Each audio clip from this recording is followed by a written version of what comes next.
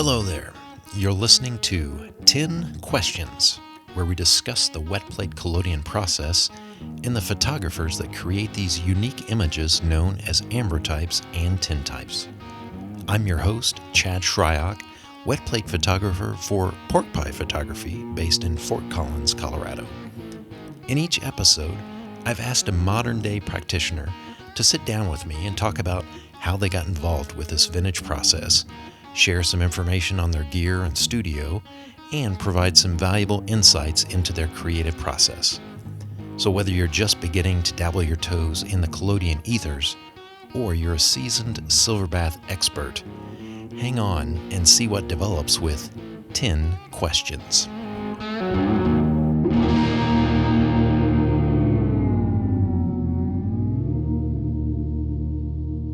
In this episode, I've asked a longtime artist, designer, and photographer to sit down with me and hopefully spend some time talking about not only designing toys and lighting, but also the creation of art through photography.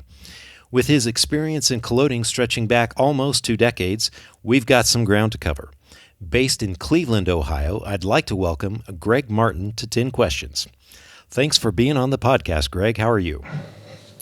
I'm doing great. Thank you, Chad. It's my pleasure to be here, and I can't wait to talk to you about my history with the process. Excellent. You grew up in the Midwest, right? I did. Grew up, born and raised in Cleveland, Ohio, and spent a little bit of time away for some jobs here and there.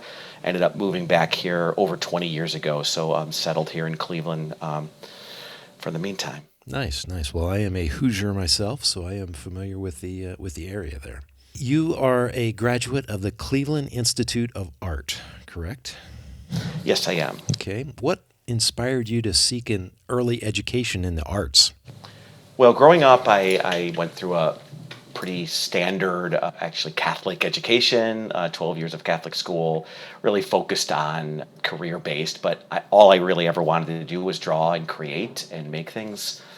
And I knew that I wanted to do something in the arts, and somehow convinced my parents to allow me to go to art school after everyone pretty much tried to talk me out of it. And going into art school at the time, the school I went to had a 5-year program. So 2 years was foundation, which everyone sort of took the same: drawing, painting, sculpture. And then last 3 years we were a major. And going into illustration is what I thought I was going to go into, and ended up going into industrial design, product design, because basically I knew that, at least at that time, my focus needed to be on something where I could go out and have kind of a career in a design field in order to really talk my parents to allow me to go to art school. Okay, all right. Yeah. Well, you've done quite a bit of work as a designer and head of product development for a toy company that I'd like to talk a little bit about. But how has the experience of industrial design impacted your view or practice of photography? Well, I think it really helped immensely initially, and I'd like to just start this off by saying I really had no background in photography before maybe 22, 23 years ago. So my background is more in sculpture and painting when it comes to fine arts, along with design. And so when I got into photography and eventually into wet plate about 19, 20 years ago, there was not a lot out there in the way of equipment, dark boxes, etc. So it allowed me to really design a lot of the stuff I needed, build it myself. There wasn't places to go and say buy a silver tank or buy a dark box pre-made. So my experience with design really helped me create the pieces I need in order to do the process. Yeah, that's great. And you've got the background as a sculptor similar to Frederick Scott Archer, so that must be at least some benefit to wet plate photographers, right? Yeah, yes, and maybe we'll get into this in a bit, but I actually consider the work I do in wet plate as sculpture and not photography, so that's a whole other way of looking at it. Great. I guess during your time in art school, did you ever hear anything about wet plate collodion? I did not. I am sure at some point in art history we covered photography and early photography and probably had several minutes going through some slides, looking at some wet plate, but nothing that I remember, and certainly it was not in the ether, pardon the pun. Yep. So what was your first exposure to wet plate? Well, my first exposure to wet plate came when about, I guess, 23 years ago. So I got interested in photography for some reason. I wanted to explore it, had no background in it, knew nothing about it, decided to buy a large format handheld 8x10 called a hobo camera. I don't know if that you're familiar with that. I am not. No.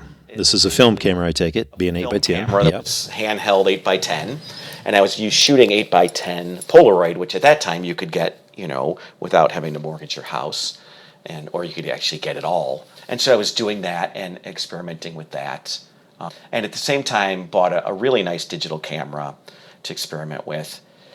A very early digital camera, but it was nice for the one at the time, and it wasn't really doing for me what I wanted. Like it was great. I was getting great images, but it didn't fulfill what I wanted artistically.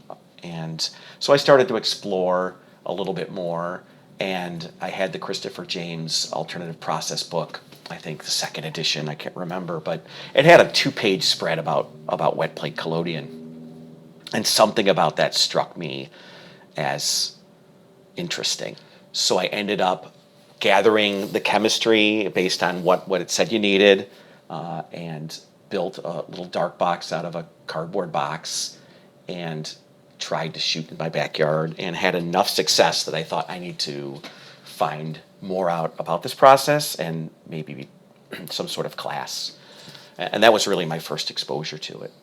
So this is early 2000s, right? That would have You been, said 23 years. 2004, probably, 2004. Okay, yep. So still, I guess the internet was around at that stage, but probably wasn't a lot of information at that time. How did you, I guess, start your investigation to learn more about the process? Yeah, so you're right. I went on the internet and I did some searches for wet plate collodion, and there were really 2 hits I got from how I remember it at the time, and that would have been the Ostermans at the Eastman House in Rochester, and I think John Coffer.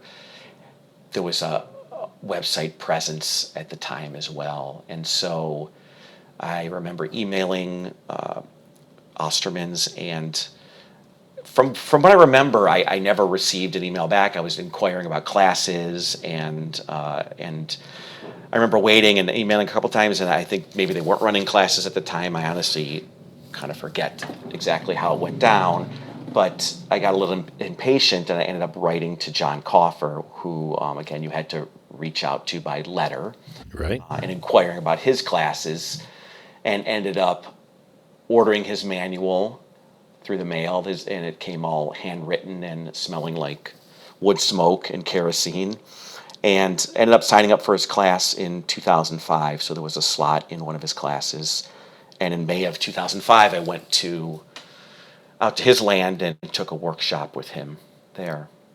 Okay, great. What about that first plate that you created after going through the Christopher James manual? What do you remember most about that experience?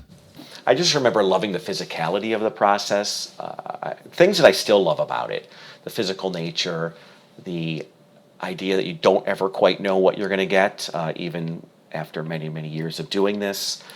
There's still surprises, there's still things, and just the magic of seeing an image come up again in my hands when I really had no experience with photography at all. So it wasn't like I had darkroom experience or anything. And to me, it was magic. And in the end, I shot on glass, and I was holding this piece of glass that to me was a miracle. Nice. Yeah, it's somewhat of a magical experience, I think, and I assume for someone such as yourself that had started this kind of in the early 2000s, it's not like there were a lot of YouTube videos or things like that where you could actually see the process. So do you remember, had you ever seen it before you actually performed it yourself? No, I had not seen it before, and it was interesting because I was listening to your interview with Jody and mentioning that there was a lack. I know he started earlier than I did, but that there was a lack of videos or anything. And there was nothing I could find. No YouTube videos, no online things that showed the process. And I remember hearing from John Coffer that was that CW Civil War Reenactors Forum, and there was like a sub forum on there that would talk about wet plate. So you could go ask some questions, but there was really no place to really see it. Yeah. I got to think that you kind of feel like a pioneer of sorts at that time, actually performing it and getting a result and getting to see that image form in front of you and not having had a prior experience, just watching some videos. So that's pretty cool that you got to experience it that way. Yeah, looking back on it, I think I was pretty amazed that I got anything. I think pretty lucky that I got anything. And just gathering the chemicals, I remember, was quite a challenge. I remember buying some things from Mike Jacobson at Art Craft, who had sold me most of what I needed. The hardest thing living in Ohio was getting grain alcohol, which is a pretty funny story, because I was able to have, without a problem, have people send me ether, collodion, any of the other things I needed, even cyanide, actually, I had shipped to me with no questions, well, very minimal questions asked. I could not get anyone to sell me grain alcohol. That's funny. Nice. Yeah, you should have just went across the border to Indiana. It was probably freely available there. I know. I at the time, I wish I'd known. So yes. Yeah. So you end up getting a hold of Coffer. You get his manual. You mentioned that you went and took a workshop there. What were some of the things that you, I guess, learned from someone that had been doing it for quite a few years at that point? I think for me, obviously I learned quite a bit. And one of the things that I appreciate about what he was doing and the way he does it is that it really taught me that if you can get the kind of results he's getting, and he gets with the students out, at his place, out in the elements, it's been built up quite a bit since then, but it's not fancy, right? And that you can really do this anywhere. You don't need, a super clean studio. You don't need all the lights. You don't need a dark room. You can do it really pretty much anywhere and keep it very simple and still get amazing results with the process.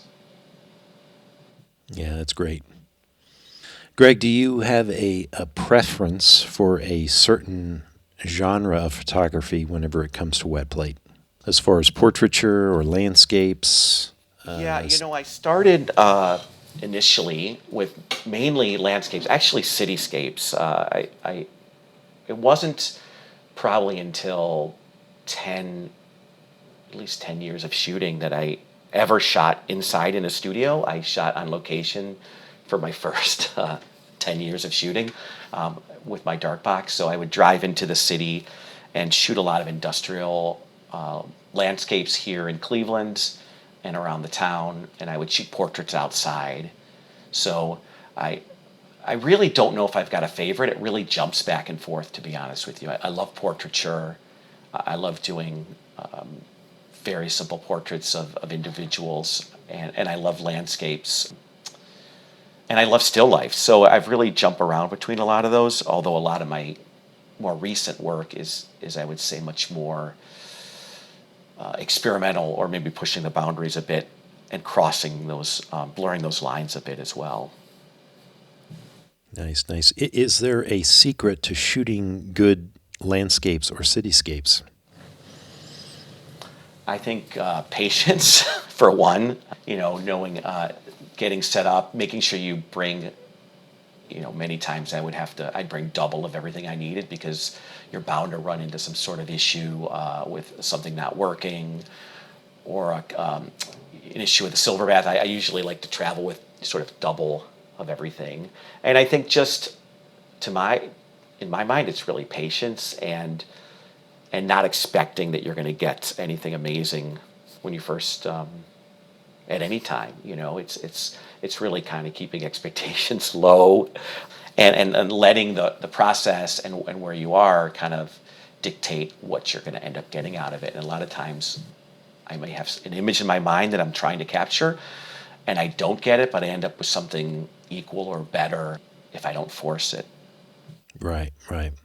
Yeah, and you mentioned something earlier, and it's something that I say a lot whenever I have folks in the studio, but it's, you never know quite exactly what you're going to get using this process.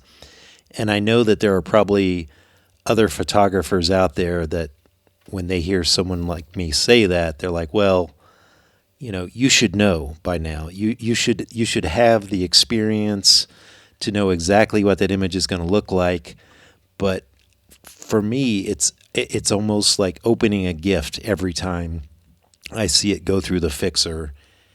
And sometimes I get something really good, and sometimes not so much. But it's always a surprise to me, and I always love that aspect of it. I'm not sure that, similar to digital, that if I were able to take an image and know exactly what it was going to look like before it comes out, that it would be quite as fun. Absolutely, and I couldn't agree more. And I tell people that sit for me, somewhat of a similar thing, and I like to say as well that if I were to shoot 2 portraits of you or 3 portraits of you concurrently, each one is going to be slightly different. Even though maybe you haven't changed position, nothing's really changed. Just how I'm handling the plate, how I'm handling the chemistry, how I'm developing it, all of that is going to result in something being slightly unique about each image, and I love that as well. Yeah. You mentioned that you kind of rely on your background in sculpting to help create your wet plate images. How do you formulate that in your mind, and how does it apply? Well, I think it started with this concept or thought I had in my head when I was holding a black glass plate, very early on, after shooting for a few years, that, this is really like a piece of sculpture. It's got some physicality to it. It's great to hold in your hand, although, obviously people frame them and set them up, in different ways. But it's a physical object. And I decided to enter that piece into a show that was a show of sculpture here in Cleveland at a place called the Sculpture Center. And it was accepted into the show, and I thought, wow, that's interesting that they accepted this photograph into a sculpture show. And it just had me thinking about the pieces in general. And much later, I started to work with layering images where I would shoot on multiple layers of clear glass or with like a black glass or aluminum in the back, and I would create what I was called layered diptychs or triptychs. So they were multiple images that, instead of being viewed side by side, they were viewed on top of each other. And to me, that added to this sort of sculptural nature of the piece. Nice, nice. So I had an interesting comment come through on my Instagram account recently, and I'd like to get your thoughts on it. And here's the question: do we take or make wet plate images? That's interesting, because I've heard very many folks who are photographers talk about making an image instead of taking an image. And I would say I make. I mean, certainly I like to think the way I do it is making an image, and part of that is because I believe, let's talk about doing a portrait, that it's really a collaboration with the sitter, and you're making that together. You're not taking something from that person. I don't know. What are your thoughts? Well, I think I say take a lot, and I don't know if that's just because of the kind of the common vernacular of taking pictures, and I still kind of resort back to that, even though I'm shooting wet plate. But I would tend to agree that it's a process of creation with wet plate. It's, as you said, we can never recreate that same image again, no matter how many times we tried. Every one of them is unique. And so I think it's more of a making creative process than just taking what's there. And just to elaborate a bit on what I said, when I'm just sort of speaking to someone about, doing an image. I probably use the word take, even though if I were to sit here and think about it, make is really the word I should be using. So maybe I'll be switching that up. Yeah, yeah. I think that was the intent of the comment, and I tend to agree with that. So, yeah, Greg, you do a lot of process demonstrations locally, right? I do. I like to get into schools.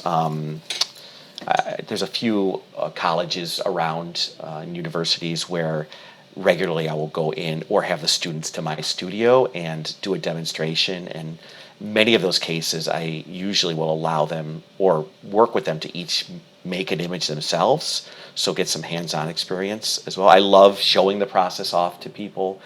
I love those just seeing the excitement in folks' eyes as they're witnessing something that they've never seen before.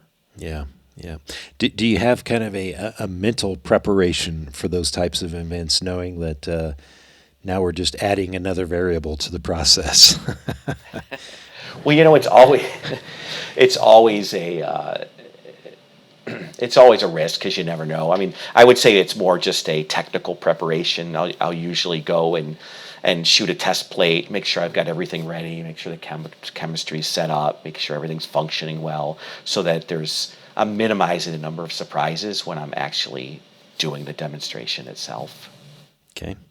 You mentioned that you built your own portable dark box. What anything special about that, or I guess what's the arrangement that's worked out best for you?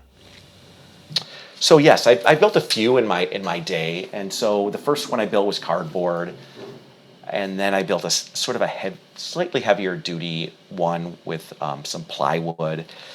And after an incident where on my side porch at my old home, it blew over in the wind and blew the entire silver tank over, I ended up building a much sturdier one that is probably 4 times heavier than it needs to be, but will never blow over. Yeah, that's And that's important. so, and it was actually built to fit in the back of my old car. It fit perfectly in there, and I could just sort of stop, pop my hatch, pop open the dark box, and be ready to go. I really need to modify it to fit my new car, one of the design flaws of building to a specific vehicle. And then I built a bunch of smaller ones. I did a project several years back in Cuba. I got a grant to go shoot wet plate there, and I had to build a dark box that was very, very small. Basically, everything fit into a small Pelican case and and a backpack, so it could all pop up on the streets. And I was shooting medium format size plates, so that was sort of a design project in itself, building this miniature box that everything could be done in. Yeah, great. I've got that on my list to talk about. What were some of the other challenges that you ran into when trying to shoot collodion in Cuba? Well, one was chemistry. Certainly, you couldn't get chemistry there. You couldn't ship anything into Cuba, and it was very challenging. Just the chemical aspect of trying to get everything into the country. And I had a issue when I was there of mixing up my silver bath. And for anyone out there mixing silver, always use distilled water. I could not use distilled water.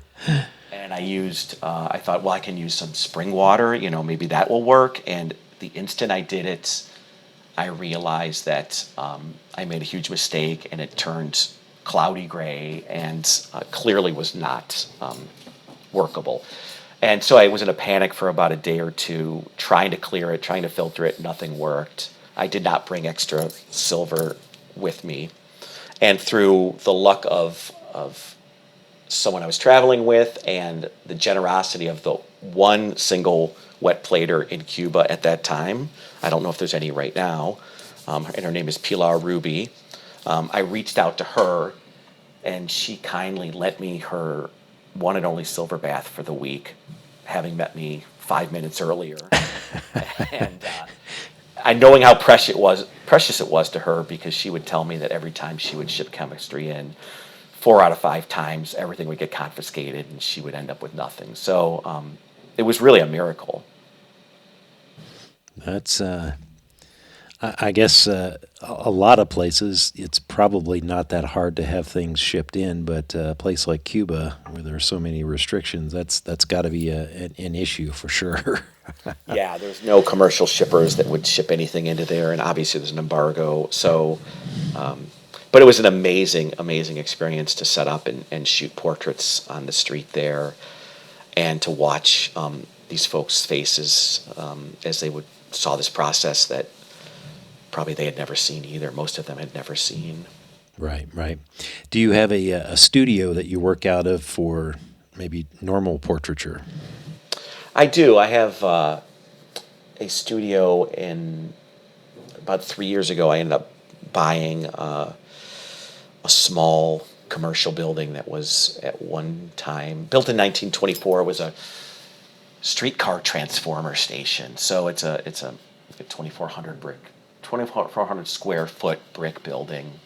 And I have most of my studios in the basement. I mean, I have a studio in the basement and a studio on the second floor, and so I have my dark rooms down there. And when I do shoot down there, I shoot with artificial lights when I'm not shooting, out on location. So really, I have sort of two studio spaces in this building, but the main photo studio is in the basement. Nice, nice. Let's talk a little bit about gear concerning your entry into wet plate. What kind of camera did you start with? I started with an old Kodak 8x10 that I had bought at a flea market. It had no bellows, was in pretty bad shape. There was a very few people at that time fixing up cameras or building cameras. So I had Ray Morganwick, who at the time was running Star Camera Company, Yep. redo the bellows and build a wet plate back for that camera. And then I used that for quite some time until I found a dry plate, 10x12 dry plate camera that was a folding camera. It was a little easier to travel with. And I had a gentleman named Wayne Pierce, who was a great woodworker and camera builder, build a back for that as well. So those were my two main workhorses at the time. Since then, I've personally built a bunch of cameras. I built a 24 by 26 inch camera to shoot large plates. So I tend to build a camera for use if I need to. And they don't tend to be pretty, but they tend to be quite functional. Yeah. What type of lens did you settle on for that big camera that you built? I'm asking for personal reasons. Sure. I was able to buy a Nikon. It's a process lens, Nikkor Mat, I think it is. I forget. It's not the largest of them. It's not. I think it covers that size pretty well. But I don't offhand remember the millimeter of it, to be honest with you. Yeah. What kind of challenges did you go through trying to shoot plates that big compared to your typical 5x7s and 8x10s? Just everything being expanded in size, obviously, and again, I would be shooting that in the field. So previous to the popularity of these darkroom fishing tents that many folks are using now, I bought a sort of a portable grow tent. So I was like 4x4x6 that I could pop up in the field, and it was all silver reflective inside, which was great. And so just having space to maneuver. Water, as anyone knows, is integral to the process. And so since I was shooting on location again as well, just having enough water to process plates was a major challenge. And just sort of the size of the silver bath you need.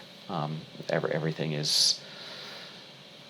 just becomes more difficult and more expensive. Gets expensive really quick. Very quick, yes. What's your go-to camera today, I guess? Well, a few years back, I received a grant from the state of Ohio for a wet plate series I did, and I invested that money into buying a Chamonix 14x14 camera, which is beautiful. It's really a work of art. So I use that quite a bit And if I'm not using that, I still use this folding tailboard camera, the English tailboard camera I mentioned, this 10 by 12. And I like to shoot a lot in this medium format Mamiya camera that I have. Okay. Do you have any favorite lenses that you like to use? Probably my favorite is one I got very early on, which was a 2B. Love that lens. I got it back when I first was buying things. I didn't buy a ton of lenses, but they were still quite affordable. You could get them on eBay for not that much money. And although I believe that lens and a large Darlo I bought off Bob Szabo off this Reenactors Forum, and those, at that time, they weren't crazily expensive, just a couple $100 each. Yeah. So you've got a series called Dark and Fog, and Yes. looks like you experiment with some non-traditional lenses. What type of lenses did you use for that series?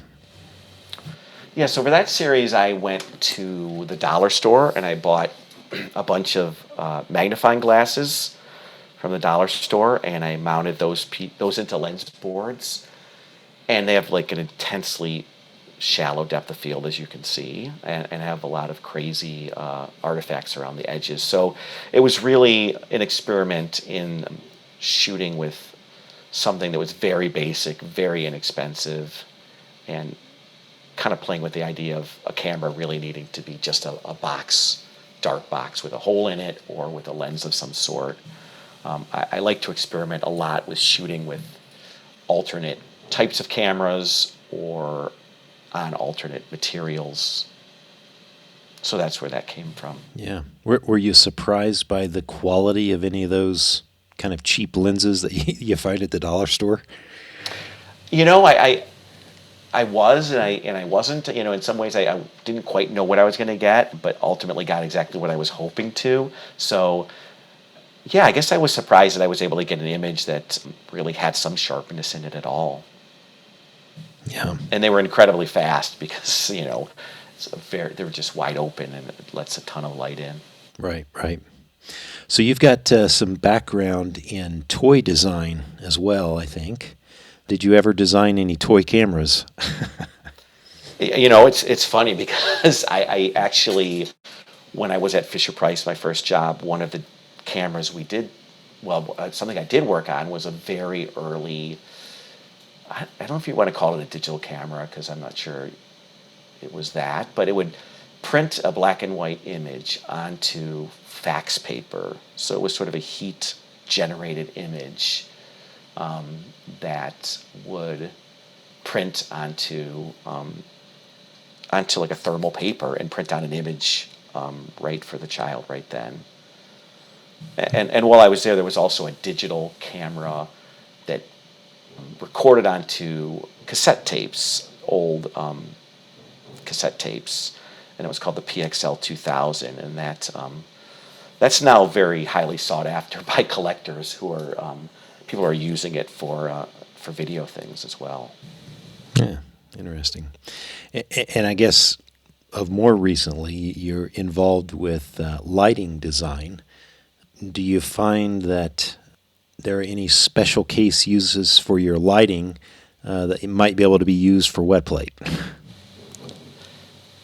I wish I could say there were, to be honest with you, but there's really not a lot of crossover, and I've experimented, or I've thought about trying to build some light banks and things out of some of the things I can get, but most of what I do is sort of decorative lighting and is not necessarily functional for what I really would need it for.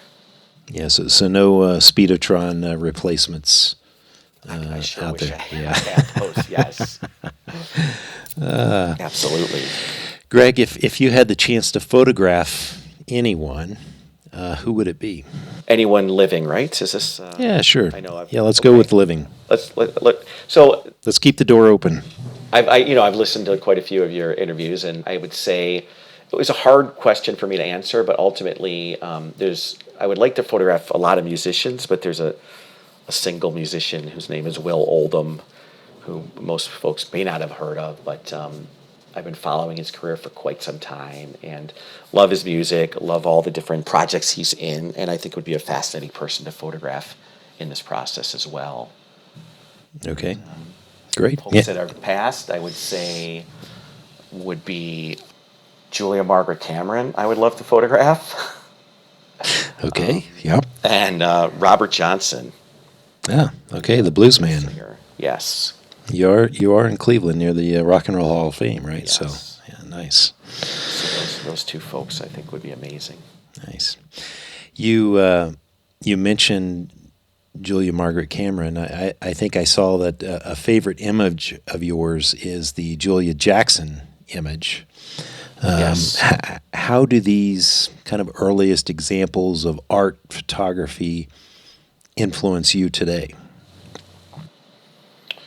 Well, what I loved about them was their sort of complete, I think, disregard for maybe what at the time what was considered what somebody wanted in a photograph. You know, they played with focus and out of focus, framing, you know, really interesting framing, interesting compositions. And I think it sort of turned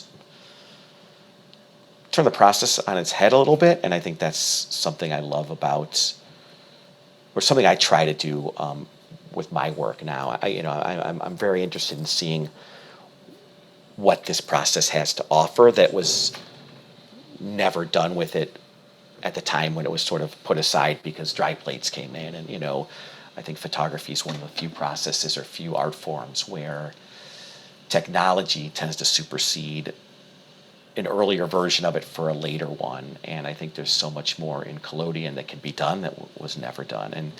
And what I like about those photographs is I think they were doing things different. Definitely groundbreaking for the time, right? That it was just a style of photography that was not as common at that time. Absolutely, yes. Yeah. You had mentioned that you are looking to push the boundaries of collodion. What are some of the ways that you have tried to push collodion into maybe an area of art photography that it's not necessarily existed before? Well, I think that, you know, one thing I love about collodion is I love the image, but I love the physicality of it as well and the chemistry, and sort of thinking of the chemistry of collodion as a sculptural element, as a medium more than just for taking photographs. And so some of the things I've done have involved using it, you know, taking cameraless images with it, or using collodion in ways where the silver itself starts to kind of spontaneously bloom out of the emulsion and taking advantage of that. So you're actually creating images with collodion on metal, but they don't ever even use a camera. Or on the other hand, a few years ago I started to shoot on vinyl records, like old vinyl, you know, 12-inch and 7-inch vinyl records, and then animating those using a strobe. So I built a camera that would shoot 10 images around the perimeter of the record. And then when you played it on a turntable and sync the strobe light up to the same speed, you'd get very simple animation out of them. So really looking at, you know, again, many ways of pushing it into moving images, non-representational images, things like that. That's a pretty interesting concept of creating. I mean, I've seen wet plate images on vinyl records before, but never a series of images that you sync up to a strobe and then you get to see some animation effect with it. That's pretty cool. Yeah, it's pretty magical when you see it. And I know on one of your interviews you mentioned the idea of sort of building I don't know what they were called, a zoetrope. Yeah, zoetrope, yeah. Yes, because I've always thought about that as well, as like putting images on a linear sheet and trying that out. But this came out of seeing some images that John Coffer had done a series where he shot images on a plate, but then in the computer sequenced them into rudimentary animation. And I thought, there's got to be a way to do this analog. and not involving the computer. And it took me many years to figure out how to build the camera, but I eventually did. Yeah, that zoetrope is still on my list. I've not quite gotten the motivation to dig into that yet, but it's kind of on the back burner That'd be to great. think I'd love to about. see it. Yeah, yeah. Yeah. On as far as taking these images on vinyl, when I've seen these, I've always wondered, what do you do with the paper on in the middle of the record? Right. Do you have to be worried about that sitting in your silver bath or not? Or I guess maybe the collodion coats it and it's not too big of a concern. Yeah, pretty much that's how it happens. I mean, I when I first did it, I was sensitizing in a tray because I was wondering, hey, is this going to mess up my silver or do something to it? Eventually, realized it didn't. I think the collodion does coat it, and I clean them pretty well with alcohol. I try to get any dust or anything off of them, of course, but they work surprisingly well. And I shoot quite a bit on plastic as well. As I was shooting, what made me decide to shoot on vinyl, they were fascinating to me. I'm a big fan of music, but I had been shooting on plastic and I realized, hey, anything that can kind of non-porous surface that you can coat and safely put in a silver bath, you can shoot on. So again, I shoot quite a bit on plexiglass and different types of plastic because you can get a lot of different colors and thicknesses, and you can do some very interesting things that are more difficult to do than on, or that are harder to do with glass. Okay, nice.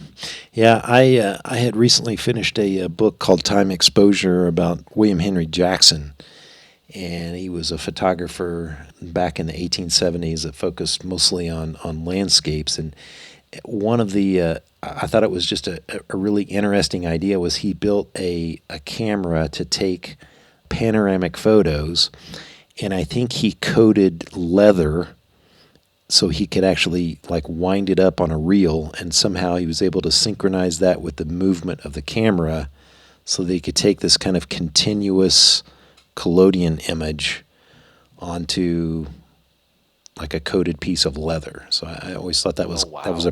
pretty neat idea for, but someone back in the 1870s to come up with something like that. So Yeah, that's pretty incredible. Yeah, yeah, I've heard about people coating leather and shooting at it, but I didn't know then taking that and shooting panoramas is a whole nother level of crazy. yeah, yeah. Greg, is there any ideas or for a series or maybe a specific plate that you've got in mind that you've not shot yet?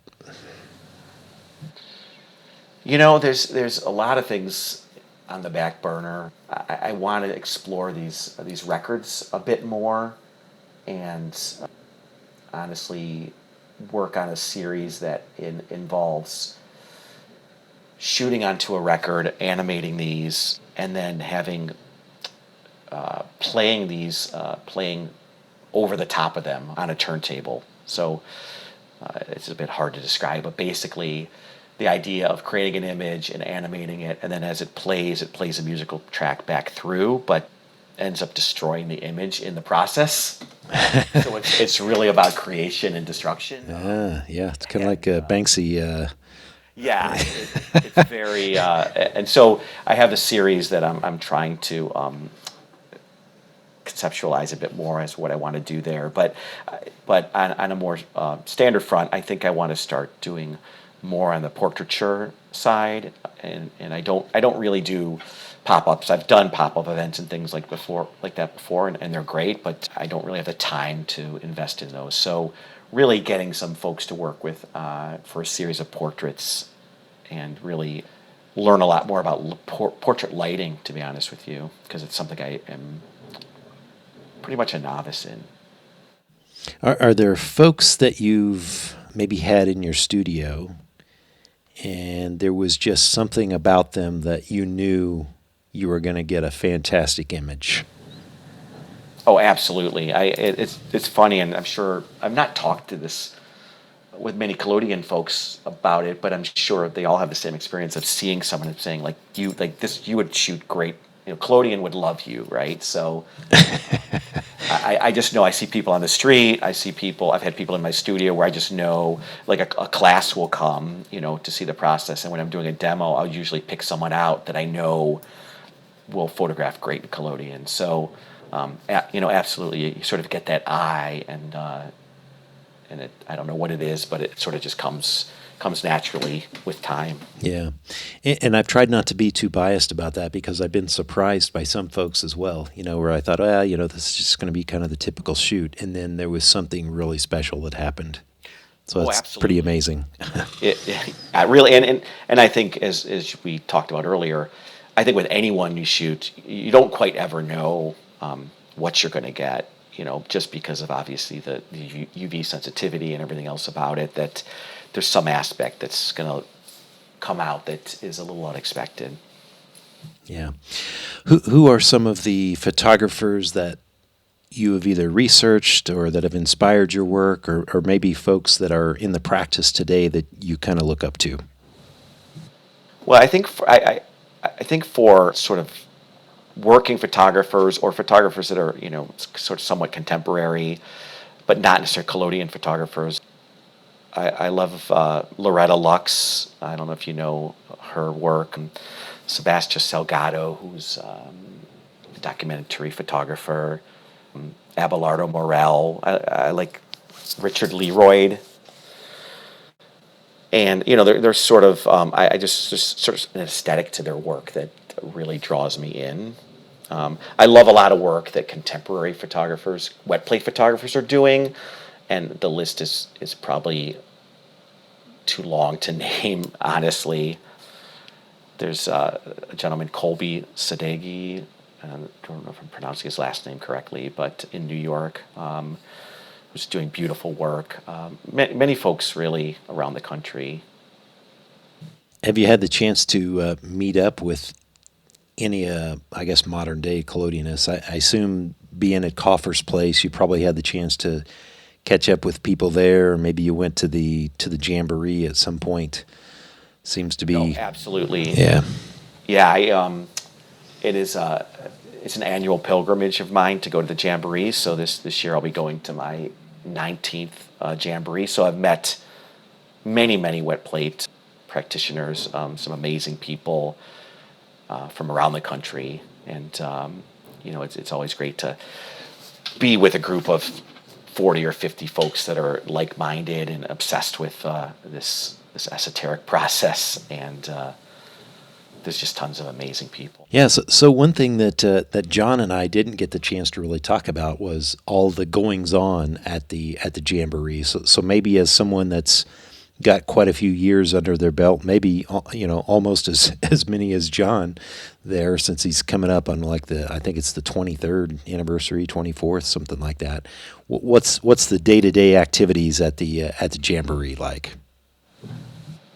Well, usually, folks will roll in and set up in sort of little camps around the property, and a lot of shooting. You'll see at any given time 12, 15, 20 folks shooting.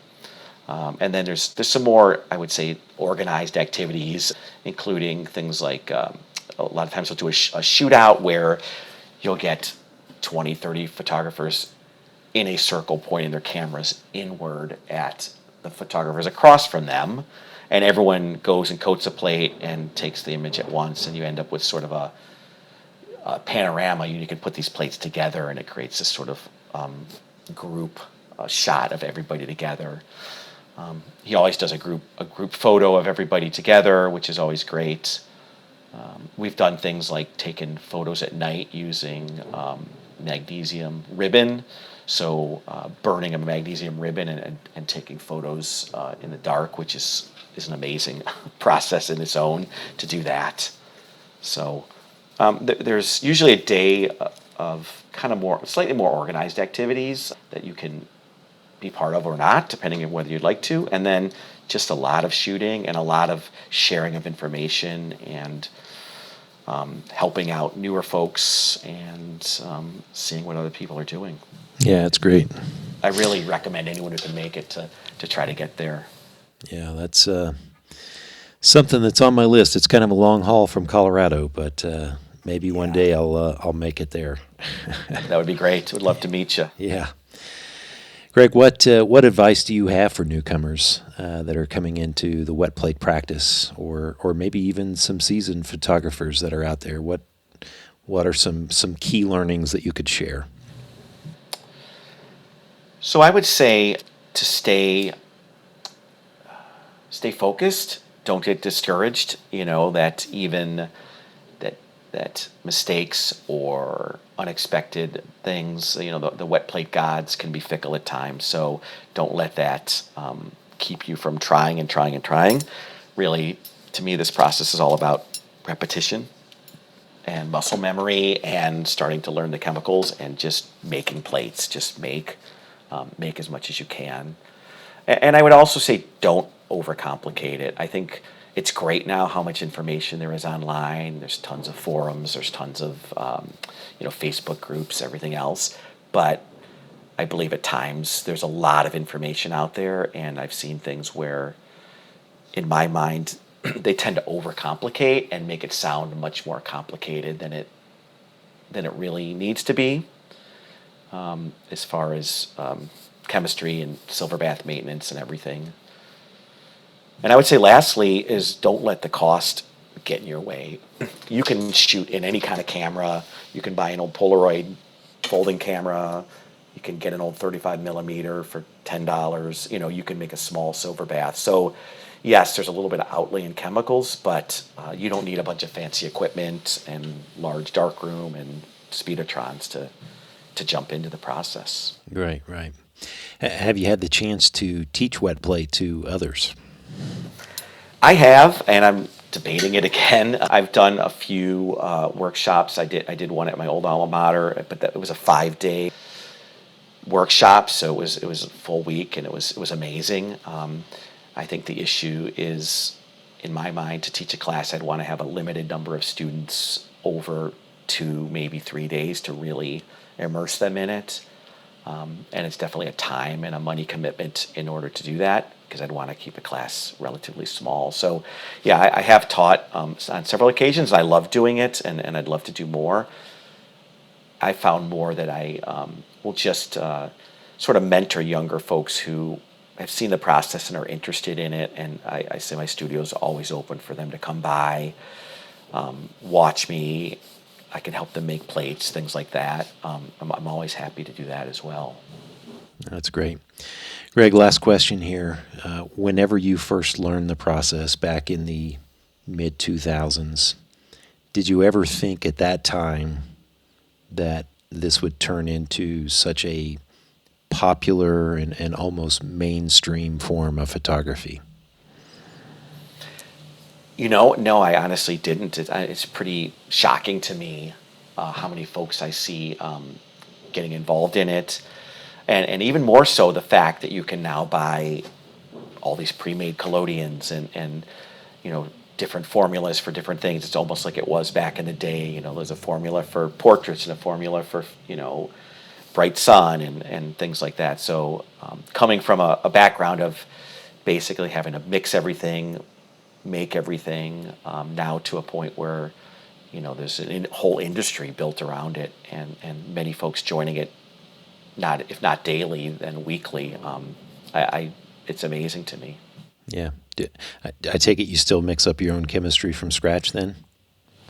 I do. I got in the habit of doing it. It's consistent. I know what I'm going to get. I will say, though, that last year at the Jamboree and in the raffle at John's Jamboree, I won some UV photographics, and I tried that out, and it was great. I loved it. So, I not that I won't continue to mix, but I may start trying buying some of those and trying those out as well. Yeah, that's great. Was it UVPX or the Z formulation? It was the X. Yes. X. Okay. Yep. Yes. Yep. I have switched over that for the last few months, and I have been really happy with the longevity of that collodion. So. The X. Yes. Yeah. Oh yeah, and this bottle I've had for quite some time, and I just recently popped it open because I didn't have time to mix collodion for a a demo I was doing, and I was very happy with it. It worked great. That's great. Well, Greg, give us a listing of your social media accounts, and if folks want to reach out to you either about receiving some instruction or maybe get a portrait made, how do they make that happen? Yeah, I have a website at gmartinstudio.com. So, gmartinstudio.com, and Instagram. It's a little bit complicated. It's Gregory_P_Martin. I need to find a simpler name on there. So I have an Instagram account and Facebook as well. They can find me on there, or just Google me. Those are really the only sites I'm on. And through any of those, you could shoot me a message or an email as well. Yeah, and I see you online some of the Facebook wet plate forums quite a bit as well too. Yeah, I've been trying to get. For a while, I stopped going to those. It was just a lot to try to keep up with it. But now I'm starting to get back into those as well. Yeah, it's great to see them all out there and all the information now you can get. Yeah. Well, thanks a lot, Greg, for being on the podcast. I appreciate you sharing some great stories, and look forward to seeing more of your work. Thank you so much. This was really, really great, and I appreciate the opportunity to talk tonight. Great. Thank you. I hope you've enjoyed this week's episode and maybe even picked up some insights that will help you along in your own wet plate journey. I'd love to hear from you on who you'd like to have on in a future episode. So send me a message and follow our Instagram account at 10 Questions with any feedback. Don't forget to hit that subscribe button on your favorite podcast provider. Thanks for listening to me, Chad Shryock, and my expert guests, and I look forward to you joining me again in the coming weeks for a new episode of 10 Questions.